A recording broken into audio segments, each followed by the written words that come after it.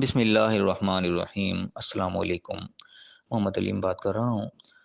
تو سورہ الاخلاص کی آیت نمبر 4 تک ہم پڑھ چکے، یعنی سورہ الاخلاص جو ہے وہ الحمدللہ ہماری مکمل ہو چکی۔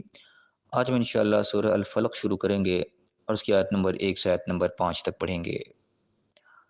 اعوذ باللہ من الشیطان الرجیم، بسم اللہ الرحمن الرحیم۔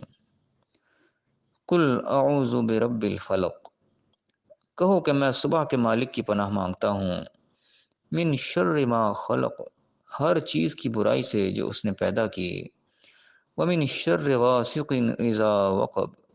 اور شب تاریک کی برائی سے جب اس کا اندھیرا چھا جائے، ومن شر النفاثات فی العقد، اور گنڈوں پر پڑھ پڑھ کر پھونکنے والیوں کی برائی سے، ومن شر حاسد اذا حسد، اور حسد کرنے والے کی برائی سے جب حسد کرنے لگے۔ یہ سورہ الفلق کی آیت نمبر 1 سے آیت نمبر 5 تک میں نے آپ کے سامنے پڑھی، اور جب جو میرے سامنے بریکٹوں کے ساتھ لکھا تھا میں نے پڑھ کے سنا دیا۔ اب دیکھتے ہیں ان آیات میں ہمارے لیے کیا سبق ہے۔ اس سے پچھلی آیات میں کل ہم پڑھ رہے تھے جو ہماری سورہ الاخلاص کی 4 آیات تھیں،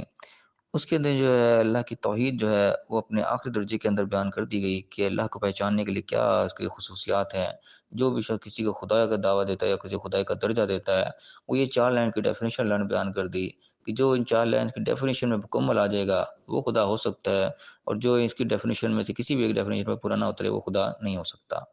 اس کے اندر تذکرہ ہوا تھا کہ کیا وہ اللہ اکیلا ہے، احد ہے، وہ اکیلا، اس کے ساتھ اور کوئی بھی نہیں ہے، تنہا ہے ہر لحاظ سے۔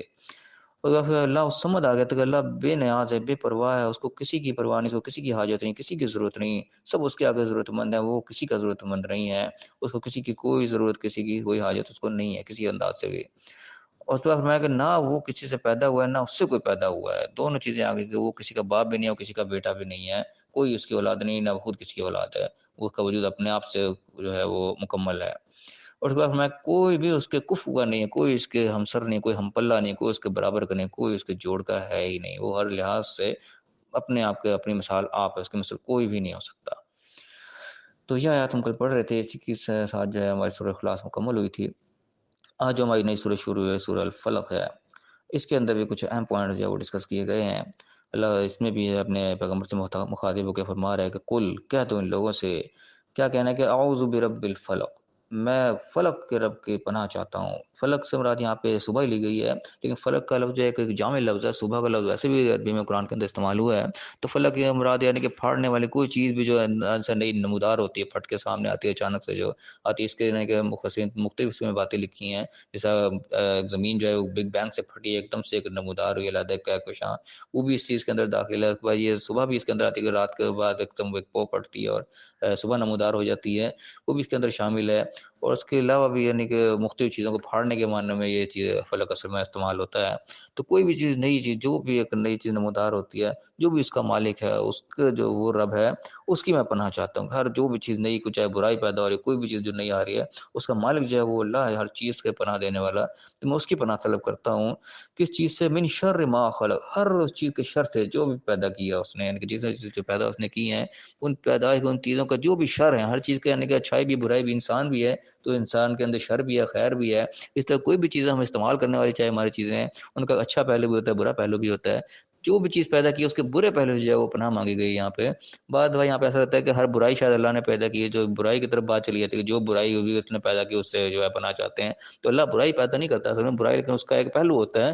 وہ ہر چیز کے اندر پایا جاتا ہے۔ تو اچھائی جو ہے وہ اپنی جگہ اور برائی جو ہے اس سے پناہ کی طلب یہاں پہ دعا کی جا رہی ہے کہ اللہ کی رب کی جو ہے میں پناہ چاہتا ہوں ہر برائی سے، جو بھی چیزیں اس نے پیدا کی ان کا جو برا حصہ، برا عنصر جو ہے اس سے پناہ طلب کی جا رہی ہے۔ اللہ فرمائے کہ ومن شر غاسق اذا وقب، اور تاریکی کی، اور جو شدید یعنی کہ غاسق جو ہے ایک شدید قسم کی تاریکی کو کہا جاتا ہے، تو جب بھی کوئی تاریکی چھا جائے، کوئی اندھیرا چھا جائے، اس کے شر سے، یعنی کہ اندھیرے کے الگ سے شر ہوتے ہیں، اندھیرے کے اندر برائیاں ہوتی ہیں، اندھیرے کے اندر خطرات ہوتے ہیں، جو بھی ہوتے ہیں، اندھیرے کے جتنے بھی شر ہیں، جتنی بھی برائیاں ہیں، ان سب سے پناہ طلب کی جا رہی ہے کہ میں پناہ چاہتا ہوں اندھیروں کی۔ جب وہ چھا جاتا ہے، چاہے کسی قسم کا بھی اندھیرا ہو، چاہے وہ کوئی جہالت کا اندھیرا ہو، چاہے وہ ایسے نظر آنے والا اندھیرا ہو، کسی قسم کا بھی اندھیرا، تو ظاہر اندھیرے کے اندر خطرات جو ہیں وہ لاحق ہو جاتے ہیں۔ تو اس میں جو بھی خطرات ہیں، جو بھی اس کے شروں سے پناہ طلب کی جا رہی ہے۔ اور فرمائے گا ومن شر النفاثات فی العقد،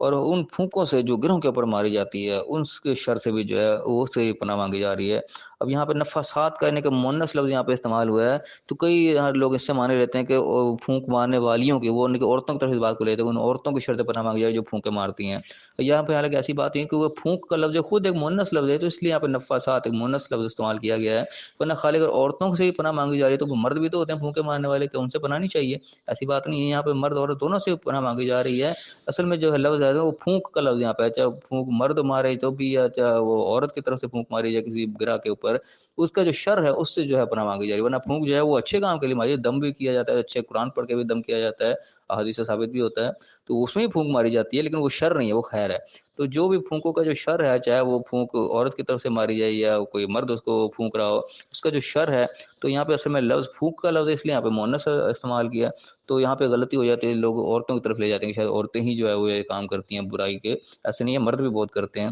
تو یہاں پہ ہر اس جو پھونک ماری جا رہی کسی گرہ کے اوپر، اس کا جو شر ہے، اس کی جو برائی ہے، بری پھونک جو ماری جا رہی ہے، اس کے جو پناہ مانگی جا رہی ہے۔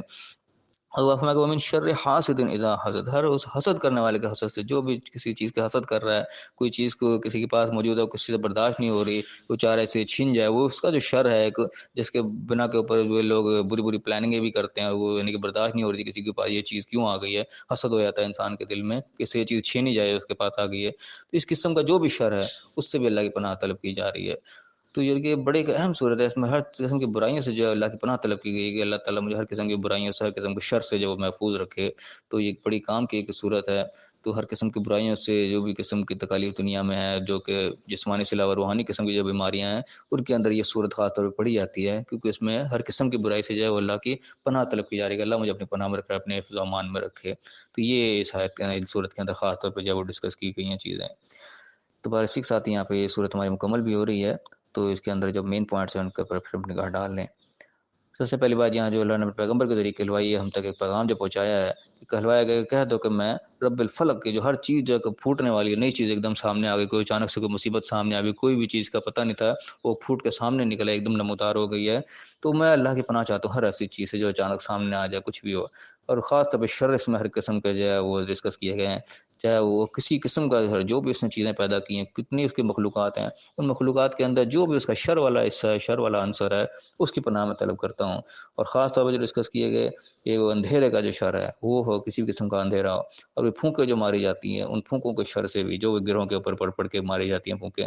اور اس کے بعد ہر قسم کے حسد سے، کوئی بھی حسد کرنے والا جو حسد کر رہا ہے، اس کے شر سے جو ہے، جو بھی اس کی برائیاں، جو بھی تکلیف ہیں، جو اس کے نقصانات ہیں، ان سب سے جو ہے اللہ کی پناہ طلب کی جا رہی ہے۔ تو اللہ تعالیٰ میں صحیح معنوں میں اپنی پناہ کے اندر رکھے، اللہ تعالیٰ جتنی بھی قسم کی برائیاں ہیں، تکلیفیں دنیا میں ہیں، اللہ تعالیٰ ہمیں ان سے بچا کر اپنی پناہ میں رکھے، اور اللہ تعالیٰ میں صحیح معنوں میں اس کی پناہ حاصل کرنے کی توفیق عطا فرمائے، اس کی پناہ حاصل کرنے کے جو تقاضے ہیں، ان تقاضوں کو بھی ہم پورا کرنے کی توفیق عطا فرمائے۔ یہ نہ ہو کہ ہم خالی اللہ کی پناہ تو مانگ رہے ہوں، لیکن پناہ کے جو تقاضے ہیں، جو اللہ کی ڈیمانڈز ہیں ہم سے کہ یہ کام ہم کریں تو ہمیں پناہ دی جائے گی، ان کاموں کا ہمیں خیال نہ ہو، ان احکامات کا ہمیں کوئی خیال نہ ہو جو اللہ نے ہمیں دے رکھے ہیں، اللہ ہمیں ان احکامات کا بھی خیال کرنے کی توفیق عطا فرمائے، اور اللہ تعالیٰ ہمیں ہر شر سے جو ہے محفوظ فرمائے، اور اپنی پناہ عطا فرمائے، اور ہمیں دنیا اور آخرت دونوں جگہ کامیاب فرمائے۔ آمین۔ السلام علیکم۔